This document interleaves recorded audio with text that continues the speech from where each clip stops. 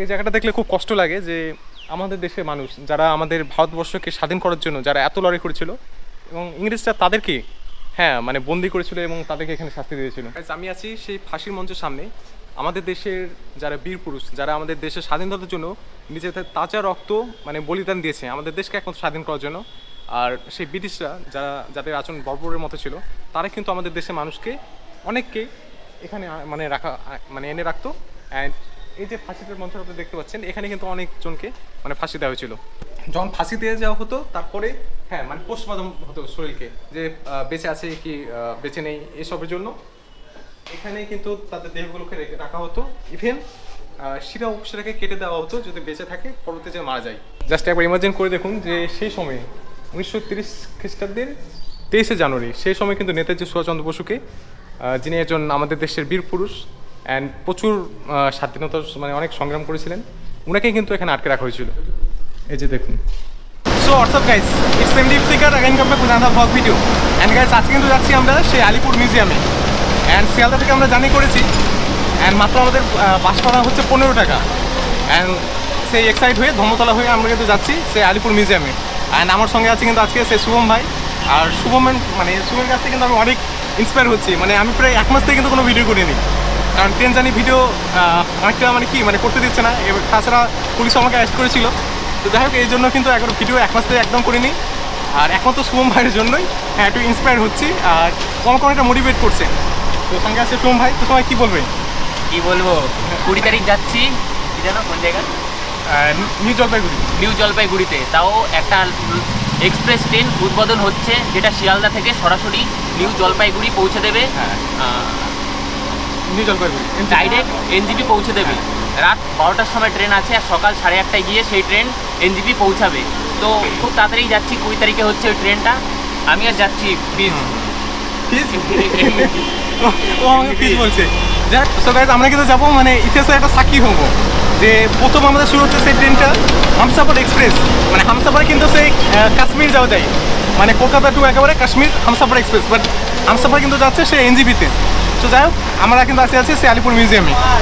So দেখা হচ্ছে একেবারে হাজরা মোড়ে। সো গাইস আমরা বাস থেকে কিন্তু নেমে গেলাম সেই হাজরা মোড়ে। অ্যান্ড এই মোড়টার নাম হচ্ছে সেই হাজরা মোড়। অ্যান্ড এখান থেকে কিন্তু আমাদেরকে যেতে হবে সে একেবারে মানে নিউ আলিপুর মিউজিয়ামে।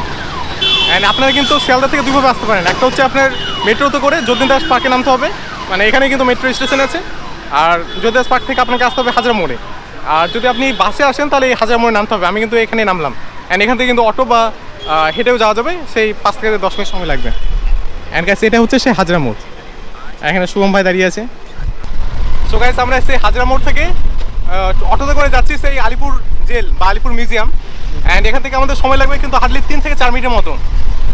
সো আপনারা কিন্তু শিয়ালদা থেকে বাসি করে চলে আসতে পারবেন হাজরা মোড়ে। অ্যান্ড হাজরা মোড় থেকে কিন্তু অটো করে মানে যেতে পারবেন খুব সহজেই। 10 টাকা মাত্র ভাড়া। এটা ওইটা পাশে এটা এইটা ও আচ্ছা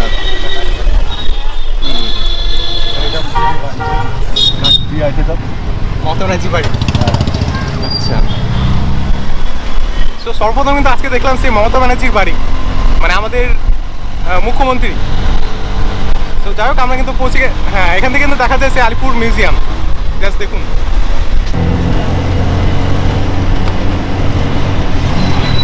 এটা আমি হ্যাঁ শুরু তাই তো ঠিক আছে আমাদের দুটো আসি মামা। হ্যাঁ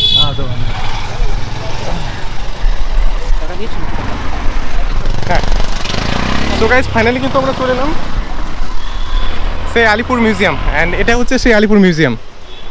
তো যাই হোক আমরা এখন এন্ট্রেন্স করবো। তো গাইস আমি আছি সেই আলিপুর মিউজিয়াম যেটা একসময় যদিও এটা এখন মিউজিয়াম বাট আজ থেকে অনেক বছর আগে সেই যখন ব্রিটিশরা রাজ করতো আমাদের দেশে সে সময় কিন্তু এটা আলিপুর মিউজিয়াম ছিল না, সেটা ছিল কিন্তু মানে আলিপুর জেল। এই যে দেখতে পাচ্ছেন সো এটা হচ্ছে আলিপুর জেল। মানে আমাদের স্বাধীনতা সংগ্রামী যে সেই 1947 সালে আমাদের দেশ স্বাধীন হয়েছে তার আগে যখন আমাদের বিভিন্ন রকম আইন অমান্য আন্দোলন করতো সে সময় কিন্তু স্বাধীনতা সংগ্রামীদেরকে এই জেলা আটকে রাখা হয়েছিল। এটা হচ্ছে সেই জেল কিন্তু। তো যাই হোক এটা হচ্ছে আমাদের রোড অ্যান্ড সামনে হচ্ছে কিন্তু আলিপুর জেল। অ্যান্ড আমরা কিন্তু সেই আলিপুর মিউজিয়ামে এখন যাব, আমাদেরকে রাস্তা পার হতে হবে। তো যাই হোক এখন কিন্তু রাস্তার মধ্যে কারণ গাড়ি চলাচল করছে না। অ্যান্ড আমরা কিন্তু পাস হচ্ছি, পাশে হচ্ছে শুভম ভাই, সে কিন্তু ব্লগ করছে। হ্যাঁ তো শুভ মিত্রা চ্যানেলটাকে সবাই দেখবেন, ও খুব মানে প্রচুর পরিশ্রম করে ভিডিও করে। অ্যান্ড গাইস আমরা ঢুকছি সেই কিন্তু আলিপুর মিউজিয়ামে। অ্যান্ড জাস্ট দেখুন যে এদিকে বিস্তৃত হয়ে চলে গেছে জেলটা। টিকিট কাউন্টার কোন দিকে দাদা? ভেতরে। সো এদিকে হচ্ছে কিন্তু আমাদের টিকিট কাউন্টার, ওই যে লেখা আছে। অ্যান্ড এই যে জায়গাটাতে আছি, আপনি যখন উপলব্ধি করবেন যে নেতাজি সুভাষচন্দ্র বসু, পণ্ডিত জওহরলাল নেহরু, এবার এছাড়াও আরও বহু বিনয় বাদল দীনেশ, তাদেরকে যখন আটকে রাখা হয়েছিল, সো তখন ফিলিংসটা একটু অন্যরকম আসবে যে স্বাধীনতার সঙ্গে তাদেরকে রাখা হয়েছিল বা তারা এই জায়গাতে ছিল। সো গাইজ আমরা টিকিট করলাম, এই যে টিকিট আমরা টোটাল দুটো করেছি। অ্যান্ড দুটো প্রাইস হলো মানে 60 টাকা, মানে 30 টাকা করে টিকিট। অ্যান্ড আমরা কিন্তু ঢুকলাম এখন সে আলিপুর জেলে বা আলিপুর মিউজিয়াম। অ্যান্ড বাইরের দৃশ্যটা এরকম, জাস্ট দেখুন এখানে বিভিন্ন রকমের ঘর আছে। অ্যান্ড জাস্ট দেখুন সব কিছু লাল বিল্ডিং। অ্যান্ড এটা কিন্তু তৈরি করা হয়েছিল সেই ব্রিটিশরা, মানে যে আমাদের যখন তারা দেশে ছিল, দেশকে পরাধীন করেছিল, সে সময় কিন্তু তারা কিন্তু এই জেলটা বানিয়েছিল এবং স্বাধীনতা সংগ্রামী তাদেরকে কিন্তু এখানে রাখা হতো। সো যদিও এখন অনেক মানুষ আছে, সবাই কিন্তু এখানে ঘুরতে আসে, বাট আজ থেকে প্রায় 100 বছর বা 150 বছর পূর্বে এটা কিন্তু এমন ছিল না।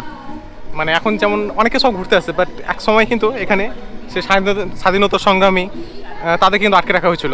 ইভেন জওহরলাল নেহরু কোন দিকে বুঝলাম না, এদিক থেকে, তাই তো? আচ্ছা, বলছি গাইড করার মতো কেউ নেই যে কেউ কিছু বলে দিত? পার্সোনাল গাইড পাবেন না, সব জায়গায় এমনি অডিও গাইড রয়েছে। আচ্ছা, অডিও গাইড পাবেন, আর এমনি সব জায়গায় আমাদের মতো সিকিউরিটি রয়েছে, যেটা বুঝতে পারবেন না জিজ্ঞেস করবেন, হ্যাঁ তারা বলে দেবে কোথায় কী হয়েছিল এসব। ঠিক আছে, হ্যাঁ। ভেতরে এসেই সামনের দিকে জাস্ট দেখুন এখানে কিন্তু নজরুল ইসলামের সে কারার ওই লৌহ কপাট, হ্যাঁ, যে ইংরেজরা যখন বন্দি করেছিল তখনই কিন্তু এই কবিতাটা উনি লিখেছিলেন। তারপর কিন্তু অনেকে সব জোশ হয়ে মানে একের পর এক আন্দোলন করেছিল। সেখানে লেখা আছে কারার ওই লৌহ কপাট ভেঙে ফের করলে লোপাট, যাই হোক। অ্যান্ড এখানে কিন্তু বিভিন্ন রকম রুম আছে। সো যাই হোক, আমরা সামনের দিকে যাই, দেখি সেদিকে কী আছে। এটা হচ্ছে সে ব্রিটিশদের তৈরি সে কারাগার, মানে অন্যরকম একটা ফিল পাচ্ছি এখন, যে আমাদের দেশের জন্য যারা নিজেদের তাজা রক্ত মানে কুরবান হয়েছিল, সে নেতাজি সুভাষচন্দ্র বসু থেকে শুরু করে আরও বহু বিপ্লবী ছিল যারা দেশের স্বাধীনতার জন্য মানে প্রচুর আন্দোলন করেছিল, এবং তাদেরকে কিন্তু এখানে আটকে রাখা হয়েছিল। সো যদি এটা মানে খুব একটা ইমোশনাল এই জায়গাটা, হ্যাঁ জাস্ট দেখুন এটাই সে কারাগার। এবং এখানে কিন্তু পণ্ডিত জওহরলাল নেহরু ওনাকে কিন্তু রাখা হয়েছিল প্রায় 15 দিনের মতো, সে আইন অমান্য ভঙ্গকারী আন্দোলন করেছিল সেটার জন্যই। এবং ইন্দিরা গান্ধী ওনাকে কিন্তু দেখতে আসতেন। আপনারা এই দিক থেকে আসলেই এখানে কিন্তু পাবেন যে সব কিছু,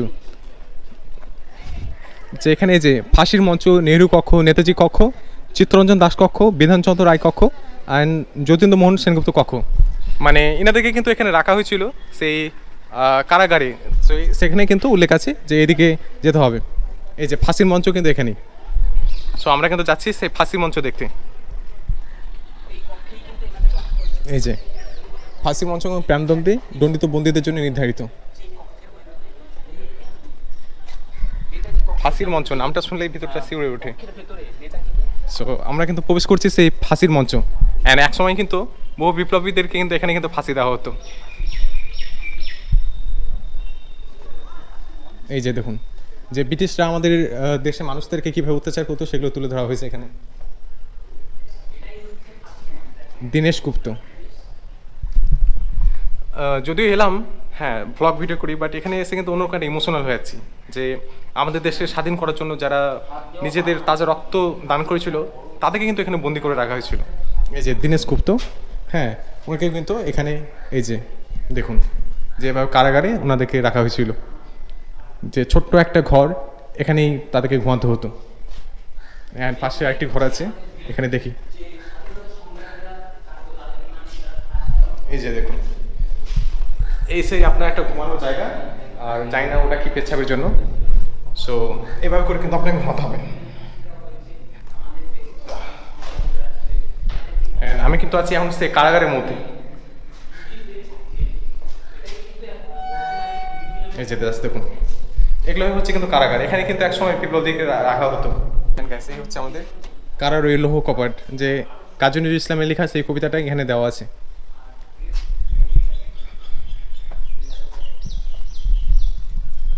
এই যে এটা হচ্ছে মানে ব্রিটিশরা যে আমাদের দেশে মানুষদের উপর অত্যাচার করতো সেটাই এখানে দেখানো হচ্ছে।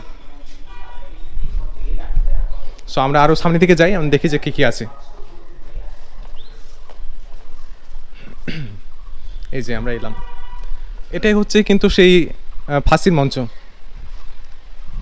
যেখানে অনেক স্বাধীনতা সংগ্রামীদেরকে কিন্তু এই ফাঁসির মঞ্চে করেই কিন্তু মৃত্যুদণ্ড দেওয়া হয়েছিল।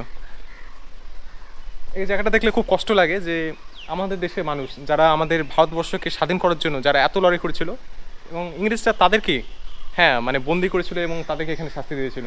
বাট এখন কিন্তু এটা সেটা বন্ধ করে দেওয়া হয়েছে, এখন এটা হচ্ছে মিউজিয়াম মানে দেখার জন্য। আর একটা ইন্টারেস্টিং ব্যাপার যে আপনারা দেখবেন ওই যে রুমটা আছে, হ্যাঁ মানে যাদেরকে বন্দি করতো ব্রিটিশ সেই শাসকরা, এবং আমাদের দেশের মানুষদের স্বাধীনতা সংগ্রামীদেরকে উপরে রাখা হতো। এই যে জাস্ট দেখুন যে ওখানে দাঁড়িয়ে আছে, হ্যাঁ দাঁড়িয়ে দাঁড়িয়ে অনেকে দেখতো। অ্যান্ড গেটগুলো কিন্তু খুলে দেওয়া হতো যে তারা যা দেখতো যে কীরকম কষ্টদায়ক, যে ফাঁসি দিলে যে কীভাবে কষ্টভাবে মানে মানুষ মরে সেটা দেখানোর জন্য কিন্তু জানলা খুলে দেওয়া হতো। আর ওই রুমে কিন্তু রাখা হতো ব্রিটিশদেরকে, সরি মানে আমাদের দেশের মানুষদেরকে, যাতে তারা দেখে মানে একটু ঘাবড়ে যায়, একটু ভয় পায় এবং তা হয়তো গোপনীয় কথা মানে ব্রিটিশদেরকে বলে। এটার জন্য কিন্তু এটা করা হয়েছিল। আমি আছি সেই ফাঁসির মঞ্চের সামনে। আমাদের দেশের যারা বীর পুরুষ, যারা আমাদের দেশের স্বাধীনতার জন্য নিজেদের তাজা রক্ত মানে বলিদান দিয়েছে আমাদের দেশকে একমাত্র স্বাধীন করার জন্য। আর সেই ব্রিটিশরা যাদের আচরণ বর্বরের মতো ছিল, তারা কিন্তু আমাদের দেশের মানুষকে অনেককেই এখানে মানে এনে রাখতো। অ্যান্ড এই যে ফাঁসিটার মঞ্চ আপনি দেখতে পাচ্ছেন, এখানে কিন্তু অনেকজনকে মানে ফাঁসি দেওয়া হয়েছিল।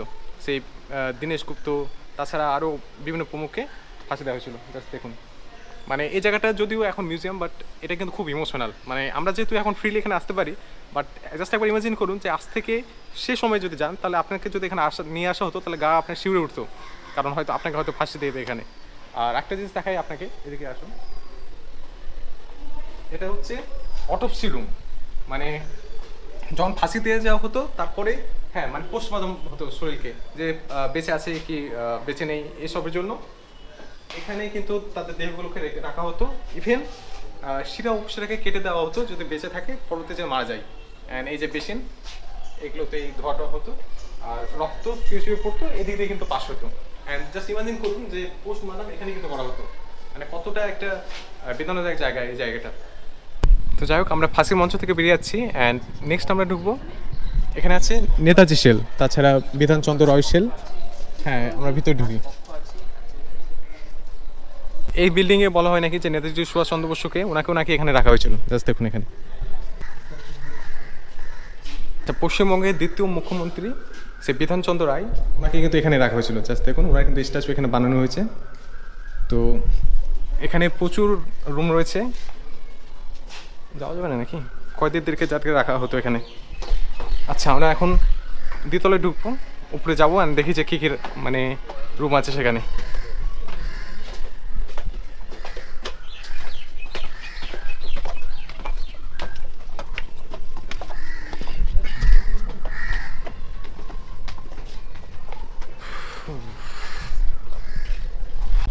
এই যে নেতাজি সুভাষচন্দ্র বসু, মানে 23শে জানুয়ারি 1930 থেকে 23শে সেপ্টেম্বর 1930। জাস্ট একবার ইমাজিন করে দেখুন যে সেই সময়ে 1930 খ্রিস্টাব্দের 23শে জানুয়ারি, সেই সময় কিন্তু নেতাজি সুভাষচন্দ্র বসুকে, যিনি একজন আমাদের দেশের বীর পুরুষ অ্যান্ড প্রচুর স্বাধীনতার মানে অনেক সংগ্রাম করেছিলেন, ওনাকে কিন্তু এখানে আটকে রাখা হয়েছিল। এই যে দেখুন।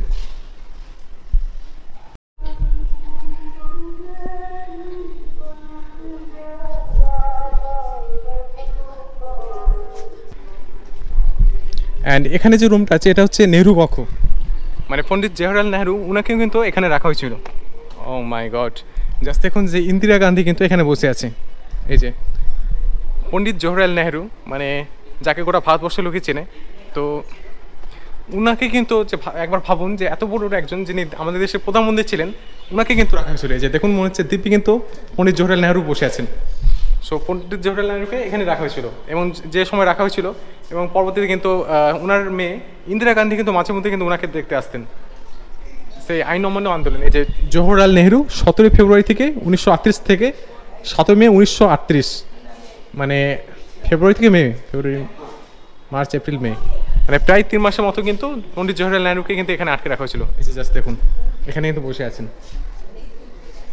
Nehru Cell, the first Prime Minister of India, Jawaharlal Nehru, was Incarcerated in a cell of this building for 80 days from February 17 to May 7. Just imagine করুন যে আমাদের দেশের প্রথম মানে প্রাইম মিনিস্টার ওনাকে কিন্তু রাখা হয়েছিল। আর এই যে এটা দেখানো হচ্ছে ইন্দিরা গান্ধী, মানে সে সময় যখন ওনার বাবাকে রাখা হয়েছিল পণ্ডিত জওহরলাল নেহরুকে, সে সময় কিন্তু ইন্দিরা গান্ধী মানে ওনার সাথে দেখা করতে আসতেন, 15-20 মিনিটের মতো কিন্তু ডেলি কথা বলতেন। সবথেকে ইন্টারেস্টিং লাগে জাস্ট একবার ইমাজিন করে দেখুন যে এই জায়গাগুলোতে কিন্তু মানে স্বাধীনতা সংগ্রামী তাদেরকে কিন্তু আটকে রাখা হয়েছিল। অ্যান্ড যখন আপনি ইমাজিন করবেন সব থেকে কিন্তু কষ্ট পাবেন যে ভাবা যায় যে পণ্ডিত জওহরলাল নেহরু মানে ওনাকে কিন্তু প্রতিটা দেশের মানুষ কিন্তু চিনত, যে এত বড় একজন পণ্ডিত মানুষ ছিলেন এবং আমাদের দেশের প্রথম প্রধানমন্ত্রী ছিলেন, এবং তাকে কিন্তু ব্রিটিশরা তারা কিন্তু এখানে আটকে রেখেছিল, মানে খুব দুঃখজনক একটা ঘটনা। এবং পরবর্তীতে কিন্তু ওনার মেয়ে কিন্তু আমাদের দেশের প্রধানমন্ত্রী হয়েছিলেন ইন্দিরা গান্ধী। অ্যান্ড ইন্দিরা গান্ধীর আমলে অনেক কিছু আছে যে অনেক ডেভেলপ করেছিল আমাদের কান্ট্রিকে, কিন্তু সেই পণ্ডিত জওহরলাল নেহরুকে কিন্তু এখানে আটকে রাখা হয়েছিল, প্রায় 80 দিন কিন্তু এই জেলের মধ্যে ছিলেন। অ্যান্ড সেই যখন তাকে বন্দি করা হয়েছিল সে সময় কিন্তু তার মেয়ে ইন্দিরা গান্ধী কিন্তু মানে মাঝে মধ্যে আসতেন, মানে সে তার বাবার সাথে দেখা করার জন্য। অ্যান্ড সেটা কিন্তু এখানে দেখানো হয়েছে যে একটা স্ট্যাচু বানানো হয়েছে ইন্দিরা গান্ধীর, অ্যান্ড পণ্ডিত জওহরলাল নেহরুর দেওয়া আছে সেটা। তো যাই হোক আমরা কিন্তু নেহরু কক্ষ থেকে বেরোলাম, অ্যান্ড পাশে কিন্তু আছে একটা মিউজিয়াম, মানে সরি লাইব্রেরি আছে, কিন্তু লাইব্রেরিতে খুব একটা খাস কিছু মনে হলো না। অ্যান্ড এখানে দেখুন যে বিভিন্ন রকম বিল্ডিং আছে, অ্যান্ড একটা দেশপ্রেমী কিন্তু গান শুনতে পাচ্ছি। ওয়াও, জায়গাটা দেখুন, জায়গাটা কিন্তু গোলাকার। আচ্ছা, এখানে কিন্তু একটা স্বাধীনতা সংগ্রামী গান বাজছে, মানে যদি সময়টা হচ্ছে এখন 2025, 2025-এর এটা কোন মাস চলছে? জুন মাস চলছে। জুন মাসের আজকে 15 তারিখ। বাট মনে হচ্ছে কি যে আমি চলে এলাম সেই স্বাধীনতা সংগ্রামের সময়, মনে হচ্ছে যে এখন ব্রিটিশ আমাদের দেশকে শাসন করছে, মানে সেরকম একটা ফিলিং পাচ্ছি। জাস্ট দেখুন কত রকমের কক্ষ ছিল, আজ দেখি যে সেখানে কি ছিল। অ্যান্ড এসব কক্ষ জাস্ট একবার ইমাজিন করে দেখুন যে আমাদের দেশ, হ্যাঁ মানে আমাদের দেশ, আমাদের ইন্ডিয়া কিন্তু বাইরের দেশ থেকে যারা ব্যবসা করতে এসেছিলো তারা আমাদের দেশকে মানে শাসন করতো, প্রায় 200 বছর মতো কিন্তু ইংরেজরা শাসন করেছে। এগুলো ভাবলে না মানে গা শিউরে ওঠে সত্যি বলতে। এই যে বিল্ডিংগুলো দেখছেন সব কিন্তু এগুলো হচ্ছে ব্রিটিশদের তৈরি বিল্ডিং। আমরা অনেকক্ষণ বসেছিলাম এই মিউজিয়াম জেলে, অ্যান্ড এখন যেটা নেক্সট আমরা কক্ষে যাচ্ছি এটা হচ্ছে নজরুল কক্ষ। এই যে লেখা আছে এখানে নজরুল সেল, অ্যান্ড ভিতর দেখবো যে কী কী আছে। অ্যান্ড সম্ভবত মানে কবি নজরুল ইসলামকে এখানে রাখা হয়েছিল। এই যে ওয়ার্ড নাম্বার 9, অ্যান্ড জাস্ট দেখুন এটা।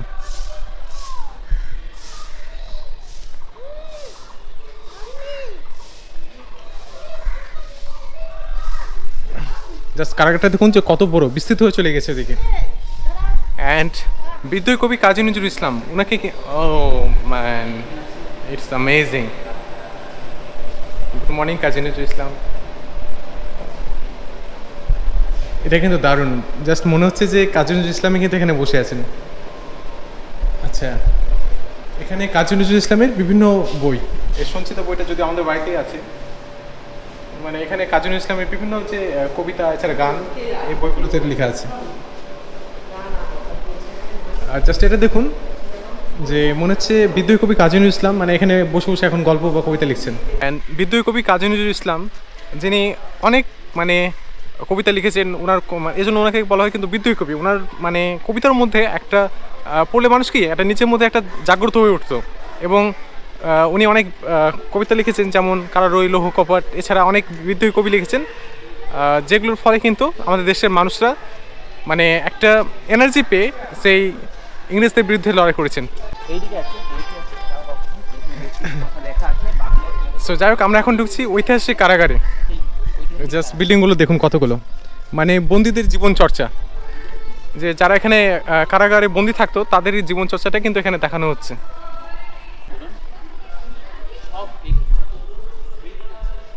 এখানে কিন্তু যারা বন্দি থাকতো তাদেরকে কিন্তু তাদের জীবন চর্চা কেমন হতো এটা দেখানো হচ্ছে। এই যে দেখুন যে ব্রিটিশের একটা পুলিশ বা যাই হোক, আর এভাবে আমাদের দেশের মানুষদের কাজে ব্যবস্থা ছিল যখন তারা চুল কাটতো। এটা দেখুন যে কতটা একটা ইমোশনাল জায়গা, যে আমাদের দেশের মানুষকে এভাবে কারাগারে রাখতো, মানে মূর্তিগুলো বানানো হয়েছে মনে হচ্ছে সত্যি তারা দাঁড়িয়ে আছে কারাগারে। দেখুন যে এরকম কারাগারে তারা কিন্তু বন্দী ছিল।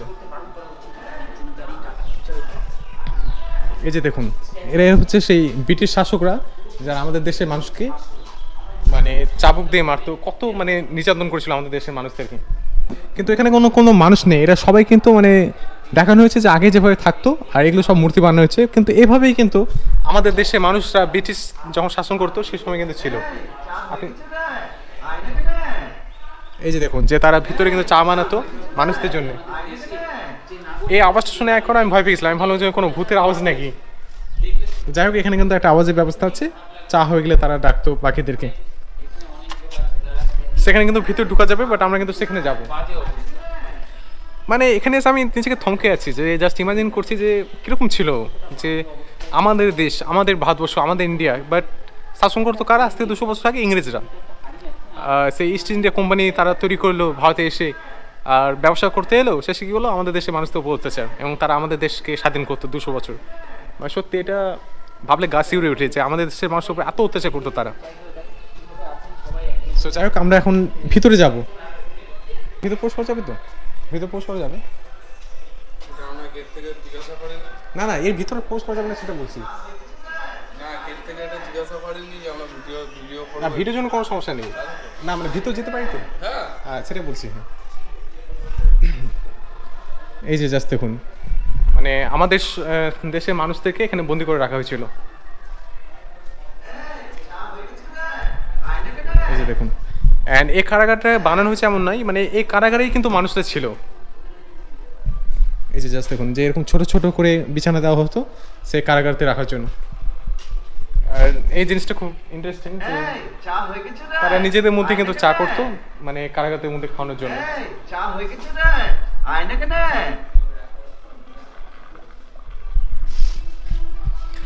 আমি এই আওয়াজটা শুনে কিন্তু প্রথমে ভয় পেয়ে গেছিলাম, আমি ভাবছিলাম যে ভিতর থেকে আওয়াজ আসছে নাকি, যে কোনো ভূত এমন, কিন্তু না, এখানে কিন্তু এই যে জাস্ট দেখুন এরকম অসুস্থ হলে তারা থাকতো।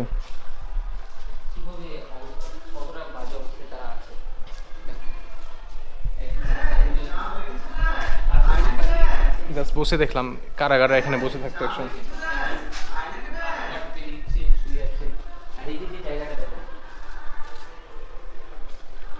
এখানে মানে যারা থাকতো তারা চা বানাতো এই সব, তাই তো? হ্যাঁ।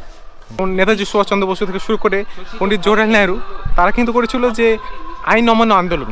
মানে হয়তো ব্রিটিশরা কোনো আইন করেছিল, সেটা কিন্তু আমাদের দেশে মানুষরা মেনে নিতে পারেনি, এবং সেটার বিরুদ্ধে বিভিন্ন রকম আন্দোলন করেছিল। এবং সেই আন্দোলনের ফলে ব্রিটিশরা তাদেরকে কিন্তু মানে গ্রেফতার করেছিল, এবং গ্রেফতার করে এখানে রেখেছিল। জাস্ট দেখুন যে আমরা কোথায় এলাম। এটা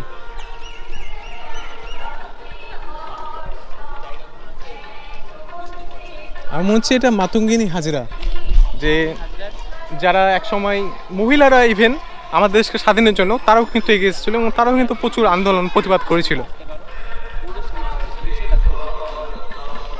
বাট এই বিল্ডিংটা কিসের আমি ঠিক বুঝতে পারছি না।